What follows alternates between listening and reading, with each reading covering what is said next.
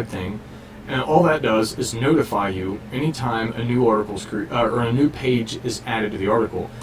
Now, if the article is modified, it doesn't count because articles are modified often, and I'm sure nobody wants to get emails every time an article is notified. So it's only you're only notified if a new page is added to the article.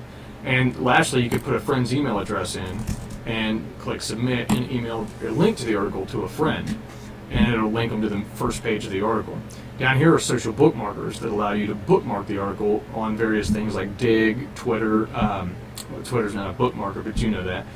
Facebook, whatever. And then obviously informationorganizer.com's bookmarker allows you to bookmark it on under your free informationorganizer.com account. Clicking beginning, which will do us no good here. Let's go to the last page of this Yum article. Alright, clicking beginning always takes you to the first page of an article. Not the first page of the chain link series, but the first page of the current article.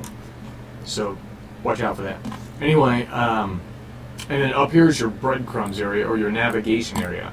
It's got an icon for which area you're in. For example, we're in the Fedora distributions area. And as you can see, we went from all content to articles and lessons to distributions to Fedora distribution to the Yum Package Manager article for the Fedora distribution. And then underneath the navigation breadcrumb trail, as it's usually called, is a description of the article itself that you're reading. Now, pay attention to this area because it will vary.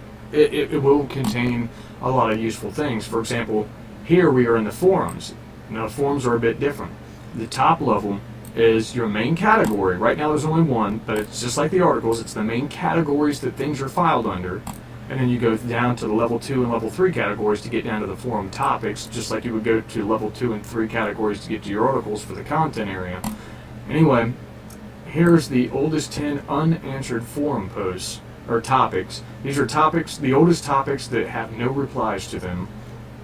Here's the newest topics, which means topics that were just created. Doesn't matter if they've got replies or not, it's just the newest ones. It could have 500 or 0 replies. As long as it's in the newest number that you've selected to view, then it's there. And this is the last 10 updated topics, which means topics that have received a reply. You can click show more or less to change the number of topics that are displayed here, just like you can in the content section. You can click show more or less to change the number of articles that are displayed. Anyway, once down into the articles area, or the forums categories, there's subcategories or level 2 categories such as community, general, Linux and Unix, software networking, distributions, hardware development, website issues, classifieds, and tutorials. You can select a level 3 category to proceed from there. Up here you see, again, pay attention to the navigation area. Up here you see a little drop-down box that says show or hide forum descriptions. As you can see, if you're not familiar with the website, by default, forum descriptions are displayed for level 3 and for level 2 forum categories. So if you deselect this, then they do not appear for either area. Once you're inside of a level 3 category, you view its topics. As you can see here, this only has one topic. 2 if you count the sticky topic, which is a global topic, meaning it appears at the top of all forum categories. But so other than that, there's only one topic. Sticky topics usually have a star icon next to it, and they're at the top. Now, anything else that is not a sticky topic will have an icon the same as up in the navigation bar to show you that is a topic for this content or this area of the forums. Up here you can click create new topic to create one for the category you're currently under. And then you can click on a topic itself to start viewing the topic. Just like you can subscribe to articles, you can also subscribe to forum topics that you have not posted in by clicking subscribe right here at the top. You can click flag this topic to flag it as inappropriate or as spam.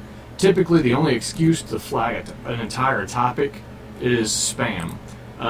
Abuse and stuff like that is not really a really big concern. I shouldn't say that. Flag it if you think it's inappropriate. We'll just say that. You cannot flag the first post. As you can see here, for each post there's a flag button next to the post. to flag the post as inappropriate. You cannot flag the first one. Since the first one started the topic, then you would have to flag the whole topic. But you can click reply to skip down to the reply box without scrolling all the way down the page, or you can click quote to have the reply box filled out with the previous person's comment that you're quoting. As you can see, there's tags in here that shouldn't be in here. The filter still has to be is under development for the text filter for the website. Anyway, this is not a PHP BB forum. This forum is actually an information management system developed by ionisis.com. Ionisis develops the website content management system that linuxintro.com uses, and the user forum management system, and the user account management system. They're all Ionisis services. That's why right here at the very bottom of this page you see web services by Ionisis, which will take you to its website. Anyway, you can't lease anything from ionisis.com yet because it is still under development, and its products are not finished developing, which come before its own website. So when its products are finished, then its website will go under development where you can subscribe to them yourself and plug these user forums or website content management systems and things like that into your existing website if you want to lease them. Anyway, you can edit your post, you can delete your post, unless it's your first post. You cannot delete your first post, but you can flag your own topic and ask for it to be deleted. Anyway, when you type, once you start typing, as you can see down here, preview of your post, this is a live preview. As you type, your post, as you can see, is updated. And this includes any special graphics or anything else that you put in here.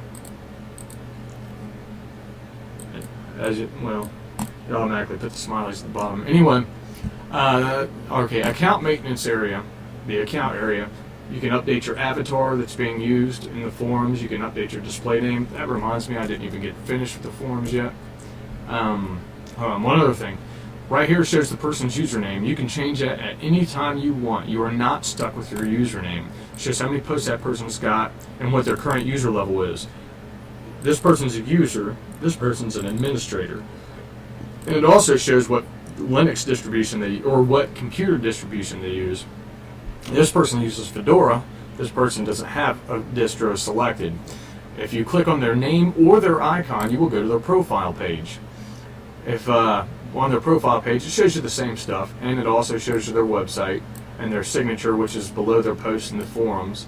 And you can click here to view topics that they started. Click here to view topics that they participated in. You can click here to read their biography, and then you can click here to send them a private message. And if this is your page that you're viewing, you can click your